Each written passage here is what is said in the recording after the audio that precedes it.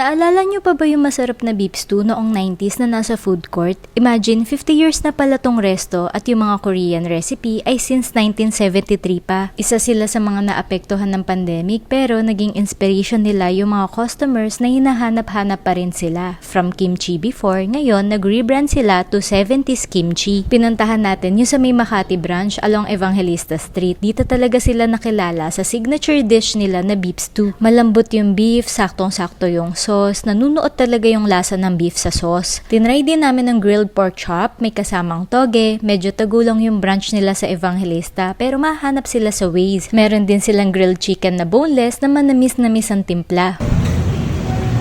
Nag-try din kami ng pork bulgogi. Trivia nga pala, ang nag-franchise ng Evangelista branch ay ang Prince of Ballad na si Richard Reynoso. At pwede rin tayo mag-extra order, ang sarap ka partner sa kimchi. Hindi talaga mawawala ang japchae sa mga Korean dishes, no? At bagong luto talaga nilang isi-serve. Ang last order namin ang bibimbap. Mix natin mabuti, balanse yung mga timpla rito. Hindi masyashock yung Pinoy palette natin. By the way, meron pa silang mga ibang branches. Baka may malapit sa inyo. For sure, maraming makaka-relate at share ng mga kwentong kimchi nung mga bata pa sila. Yung mga prices ay nasa comment section. Happy tummy everyone!